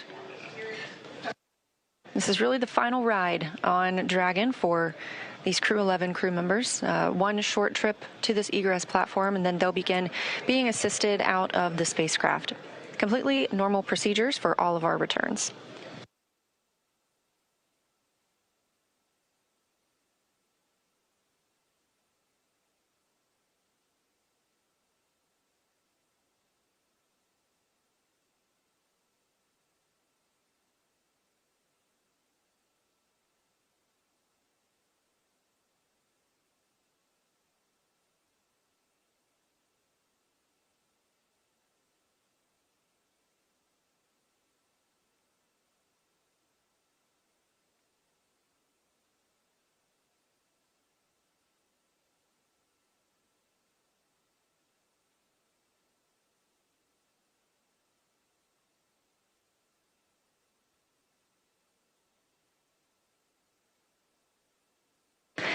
And this is a live view from Mission Control in Houston, Texas, the International Space Station Flight Control Room.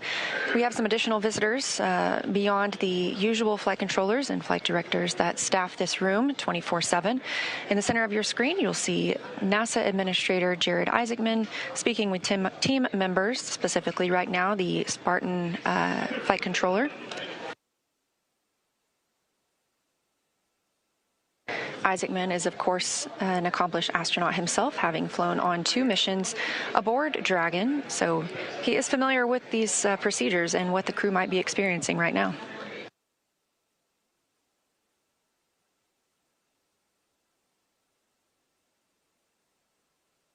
Back on the recovery ship, the teams continue to prepare to move Dragon to that egress platform.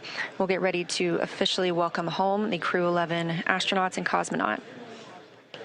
Again, that's NASA astronauts Zena Cardman and Mike Fink, JAXA's astronaut Kimya Yui, and Roscosmos cosmonaut Oleg Platonov, wrapping up a 167-day in space for these crew members.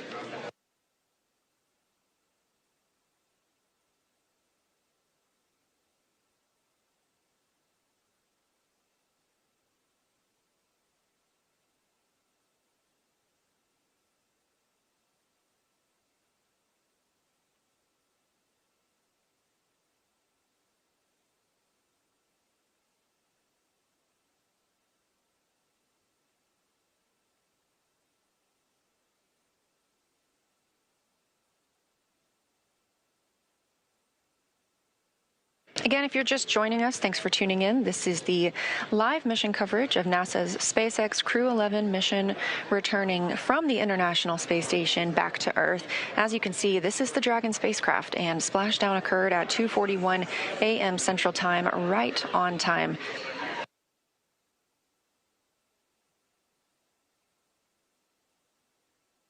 This crew undocked at 4:20 p.m. Central Time, so it was about a 9.5-hour ride from space back to Earth. They wrapped up 165 days aboard the International Space Station, 167 days in total for this mission. And we are seeing motion for Dragon. They are pulling it to the egress platform. It's a short distance, and this view coming from that platform itself. This will align it properly with the side hatch, where we will see the astronauts egress or exit the capsule. They will be assisted after being checked on by a medical doctor, and this is standard procedure for all of our returning crews.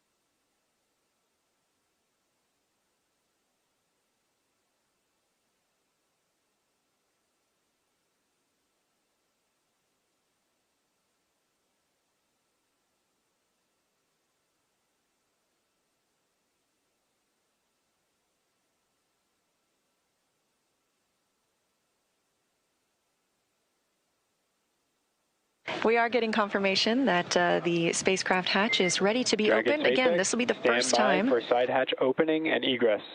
It's been an honor flying with you. Standing by for side hatch, and the honor is ours. Thank you so much.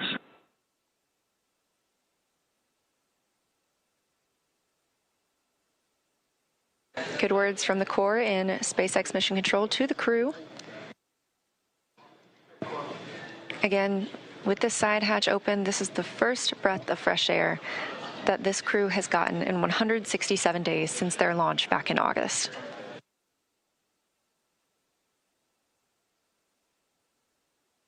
That hatch opening coming at 3:19 a.m. Central Time, and with a splashdown occurring at 2:41 a.m. Central Time, a pretty rapid access of the crew.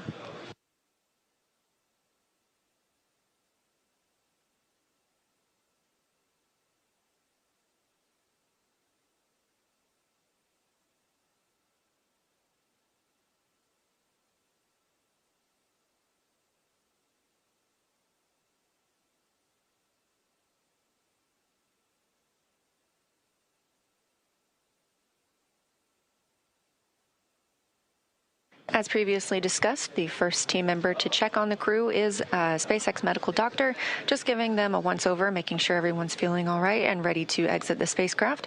This is something we do with all crew members who return.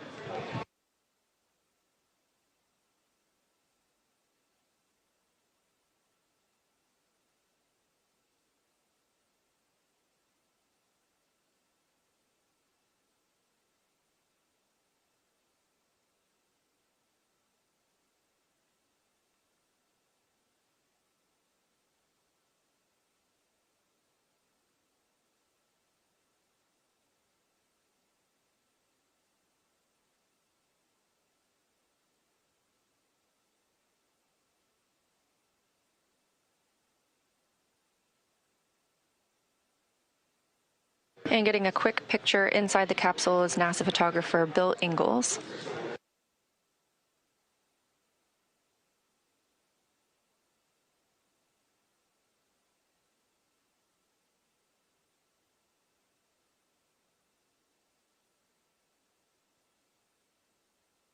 Hey, there's your live view inside Dragon Crew 11 back on Earth after 167 days in space.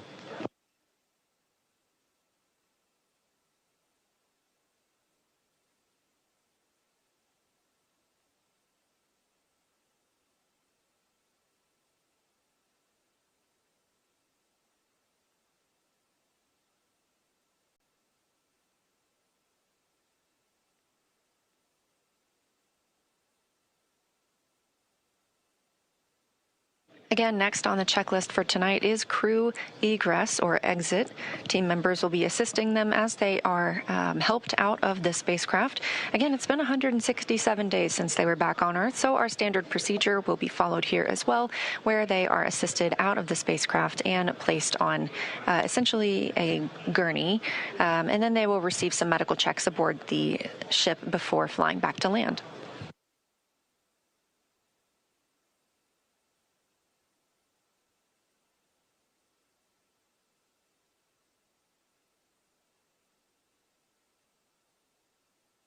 Team members inside the spacecraft from SpaceX's recovery team are helping remove some of those extra items that are in the spacecraft. You just saw the footrests being handed off. This will just make it easier for us to bring the crew out of the spacecraft.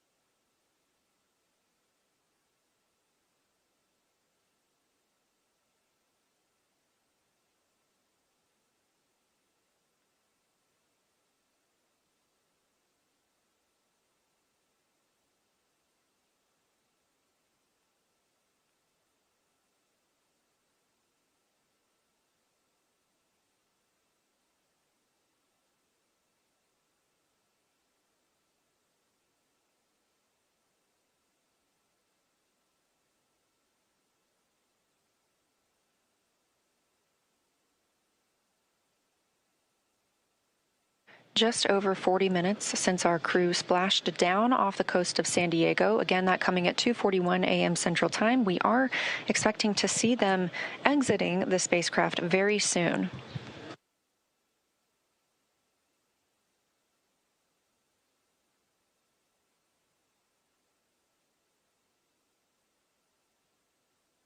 That's the chair the crew members will be helped into and moved back for their initial medical checks. Again, standard procedure for any returns on Dragon, as well as any of our crew members returning. If you've ever watched a crew return on a Soyuz spacecraft, we have a similar process where astronauts are carried from the capsule to waiting chairs and then carried again to a nearby medical tent.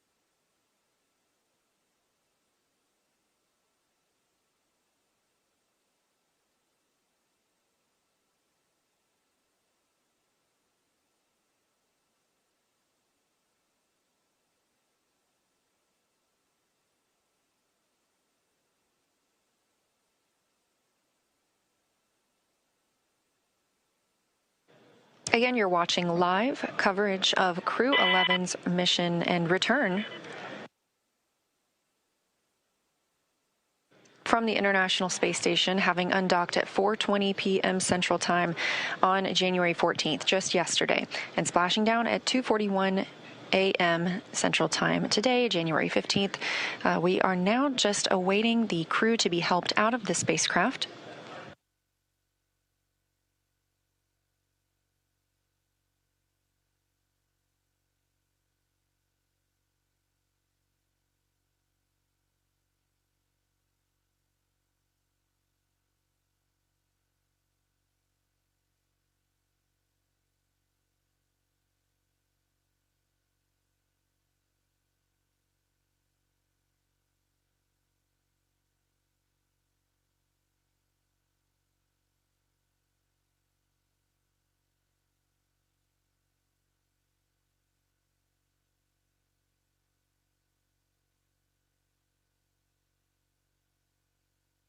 And it looks like our first crew member out of the spacecraft is NASA astronaut Mike Fink.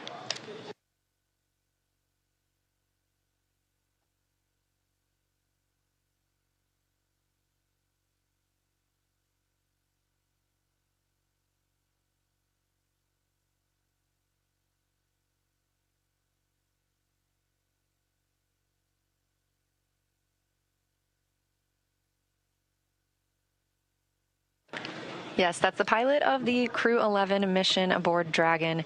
Fink now being taken to those standard medical checks.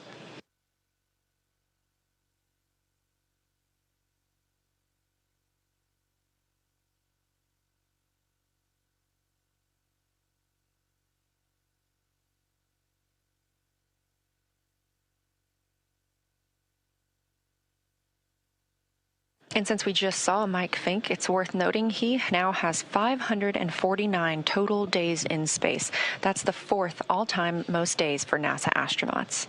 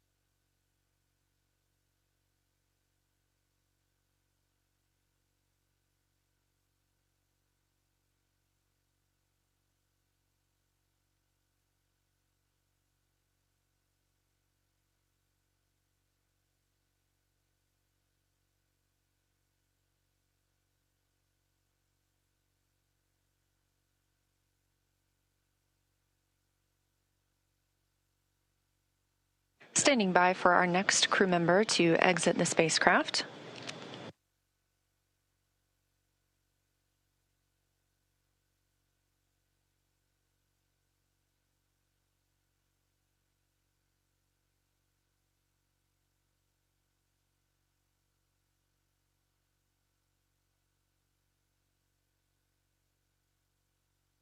That's NASA astronaut Xena Cardman, wrapping up her first mission to space, commander of the Crew 11 spacecraft.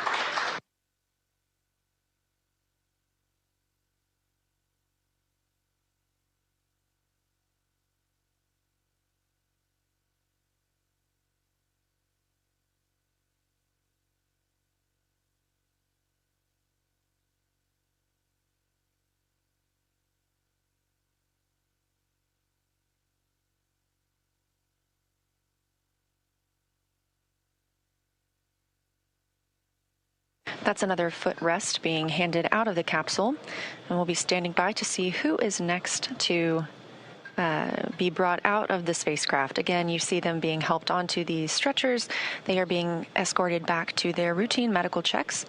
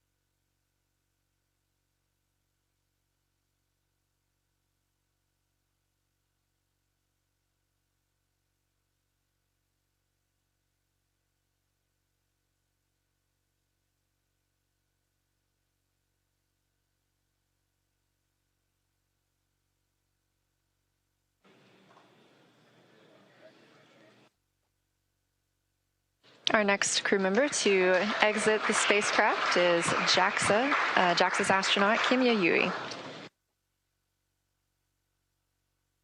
Yui just reached the milestone of 300 days in space across 2 missions. You can see some cheering on the SpaceX recovery ship, and you can probably also hear a little bit of celebration here in Mission Control Houston as well. That's another foot restraint, or a foot rest, I should say, being brought out of the spacecraft, clearing the way for our final crew member to exit, and that will be Roscosmos cosmonaut Oleg Platonov.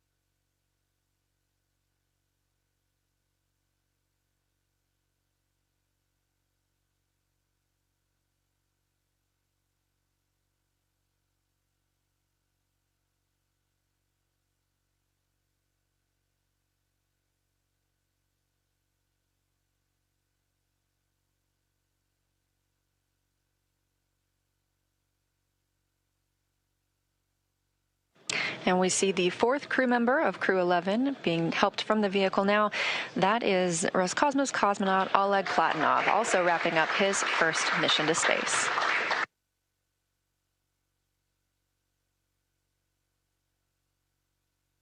Now that NASA astronauts Zena Cardman and Mike Fink, Kim Yayui of JAXA, and Roscosmos cosmonaut Oleg Platonov are safely back home on Earth and getting checked out by the medical teams, we're going to wrap up our live coverage of their return. This crew's journey concludes following a launch on August 1st, 2025, aboard a Falcon 9 rocket to the International Space Station. It was the fourth flight for Fink, who now has 549 days in space, the second for Yui with 309 days in space, and the first flight for Cardman and Platonov, who now have 167 days in space. With their mission coming to an end, the crew began packing up their research and personal items for the return to Earth last week. The Soyuz MS-28 crew, including NASA astronaut Chris Williams and Roscosmos cosmonauts Sergei Kutsverchkov and Sergei Mikheyev, remain aboard the space station and will continue their mission through this summer. Crew 12 is currently scheduled to launch as soon as mid-February and will provide more information once that is available.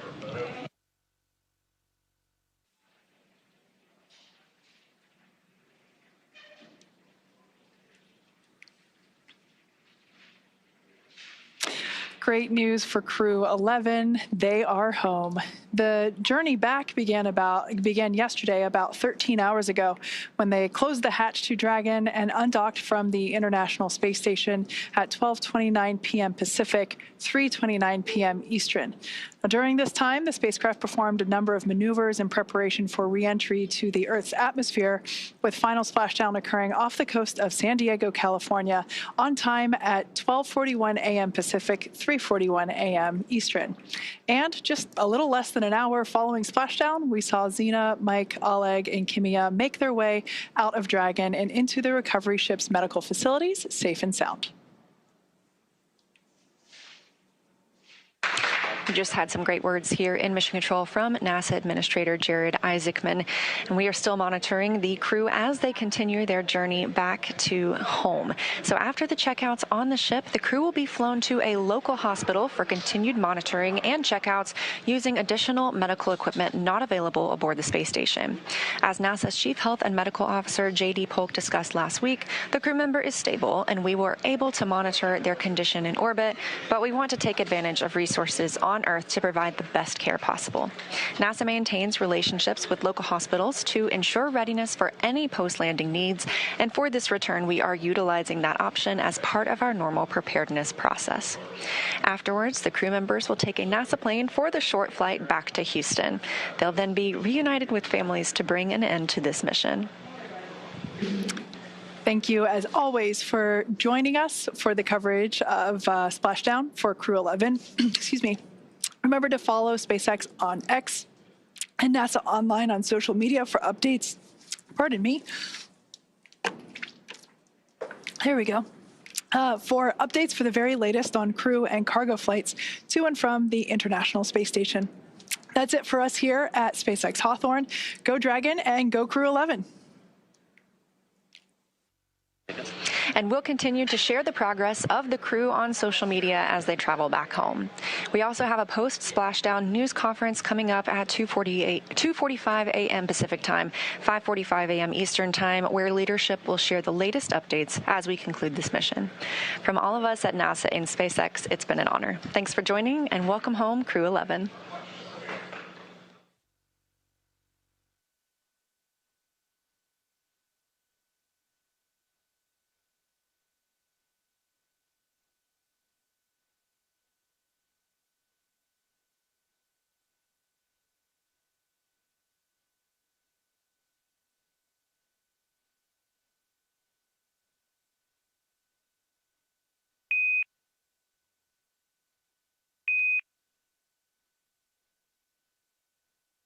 It's collected in the computer.